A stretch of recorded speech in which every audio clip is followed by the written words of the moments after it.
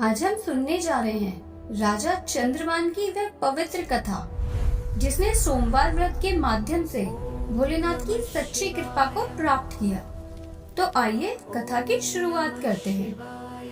बहुत समय पहले चंद्रपुरी नामक एक समृद्ध और शांतिपूर्ण नगर था, जहाँ के राजा चंद्रभान शिव भक्ति और न्यायप्रियता के लिए विख्यात थे। राजन, राज्य में व्यवस्था उत्तम है, प्रजा सुखी है। हाँ, पर जीवन की पूर्णता के लिए एक अभाव अभी भी मेरे हृदय में है। देवी, आज भी पूजा? स्वामी, हर सोमवार हम व्रत रखते हैं, शायद एक दिन भोलेनाथ हमारी गोद भर दे। राजा और रानी का जीवन शिव भक्ति में ही बंधा था, पर समय बीतता गया, संतान नहीं मिली। एक दिन राजमहल के प्रांगण में दिव्य प्रकाश फैला। कौन होंगे ये? शरीर से प्रकाश निकल रहा है। गुरुदेव, आपका स्वागत है। राजन, तुम दुखी क्यों हो? एक राजा के मुख पर संतोष का तेज होना चाहिए, पर तुम में चिंता दिख रही है। गुरुदेव, मेरे पास सब है, पर संतान का सुख नहीं। राजन, सोमवार व्रत और शिव अभिषेक से कोई भी मनोकामना अधूरी नहीं रहती। सच्चे मन से व्रत करो, अवश्य पुत्र प्राप्त होगा। गुरुदेव, आज से ही मैं पूर्ण निष्ठा से सोमवार का व्रत करूंगा। राजा ने पूर्ण भक्ति से सोमवार व्रत आरंभ किया। हर सोमवार उनका जीवन शिवमय हो गया। राजन, तुम्हारे सोमव्रत से प्रसन्न होकर मैं तुम्हें पुत्र प्राप्ति का वरदान देता हूँ।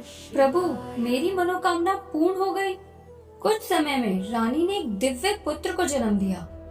पूरा राज्य आनंदमय हो उठा। राजकुमार बड़ा हुआ, बुद्धिमान, तेजस्वी और सबका प्रिय। पर इंसान अक्सर सुख में अपने व्रतों की पवित्रता भूलने लगता है। पिताश्री, चलिए आज मुझे वन में शिकार सिखाइए। पुत्र, आज सोमवार है, मैं यात्रा नहीं करता, बस आज चले चलिए ना। ठीक है पुत्र, चलो। राजा और राजकुमार वन में शिकार के लिए जाते हैं, पर यात्रा के दौरान उन्हें एक सूखा हुआ प्यासा गांव मिला। लोग भूखे थे, पानी नहीं था। राजा को तुरंत अपने नियम तोड़ने का एहसास हुआ। तभी वहाँ एक ब्राह्मण आया। राजन, तुमने अपने नियमों का त्याग किया है, इसलिए संकट आया है। राजा समझ गया कि ये साधारण ब्राह्मण नहीं है। अचानक आकाश में तेज चमक हुई। एक विशालकाय राक्षस प्रकट हुआ और राजकुमार को उठा ले गया। राजा को समझ आ गया कि यह सब नियम तोड़ने का फल है। हे महादेव, दोष मेरा है, दंड मुझे दे। मेरे पुत्र को क्यों ले गए? यह बात रानी को पता चली तो रानी रो पड़ी और पूरा राज्य दुख में डूब गया। जंगल में सन्नाटा। एक लकड़हारा राजा के पास आता है। राजन, कौन हो आप? इस समय जंगल में क्या कर रहे हो? मैं अपने पुत्र को खोज रहा हूँ। आज सोमवार है। राजन, अगर आप 16 सोमवार का कठोर व्रत करें तो शिवजी अवश्य पुत्र लौटाएंगे। मैं प्रतिज्ञा करता हूँ, मैं 16 सोमवार का कठिन व्रत करूंगा। यहीं जंगल में रहकर राजा ने व्रत शुरू किया। दिन, हफ्ते, महीने बीते, पर राजा का तप अडिग रहा। प्रकृति ने भी उनकी परीक्षा ली, पर भक्ति नहीं डगमगाई। बस एक सोमवार और बाकी है। हे भोलेनाथ, शक्ति दीजिए। तभी भगवान शिव प्रकट होते हैं। राजन, तुमने अपनी भूल स्वीकार की, तब किया, मैं खुश हूँ। प्रभु, मेरे पुत्र को लौटा दीजिए। तुम्हारा पुत्र तुम्हें अवश्य मिलेगा। दिव्य प्रकाश फूटता है। राक्षस प्रकट होते हैं। प्रभु, आपके आदेश से ही मैंने राजकुमार को लिया था, वह सुरक्षित है, अब उसे लौटा रहा हूँ। पिताश्री, मेरे बच्चे, तू ठीक है? राजन, प्रेम और भक्ति दोनों एक ही पथ के दो चरण हैं। तुम्हारी भक्ति ने तुम्हें यह सुख लौटाया है। तब महादेव अदृश्य हुए और प्रकृति फिर से खिल उठी। पिताश्री, यह जंगल अचानक इतना सुंदर कैसे हो गया? पुत्र, सब शिवजी की कृपा है। राजा और राजकुमार महल लौटते हैं। हे भोलेनाथ, मेरे पुत्र और स्वामी को लौटा दो।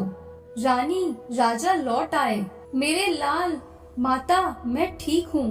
देवी, महादेव ने परीक्षा ली थी। महादेव की जय। राजा चंद्रभान की जय। प्रजाजनों, आज मैं अपने जीवन का सबसे बड़ा सत्य साझा करता हूँ। जो व्यक्ति सोमवार व्रत करता है और शिव जी में अटूट विश्वास रखता है, उसके जीवन से संकट मिट जाते हैं। मैं आज घोषणा करता हूँ, इस राज्य में सोमवार का व्रत सबसे पवित्र होगा। पिताश्री, मैं भी सोमवार का व्रत करूंगा और शिव पथ पर चलूंगा। पुत्र, यही तेरी शक्ति बनेगी। ओम नमः शिवाय, ओम नमः शिवाय। संकटों की रात बीत चुकी थी। अब चंद्रपुरी पर फिर से शांति और समृद्धि का उजाला फैल चुका था। स्वामी, अब सब ठीक है। महादेव ने हमारी सुन ली। हाँ देवी, महादेव ने केवल पुत्र वापस नहीं दिया, उन्होंने हमें भक्ति का सच्चा अर्थ भी समझाया है। यह कथा यहीं पर संपन्न होती है। अगर आपको यह वीडियो अच्छी लगी हो तो चैनल को सब्सक्राइब करें, वीडियो को लाइक करें और अपना आशीर्वाद चैनल पर बनाए रखिए। ओम नमः शिवाय।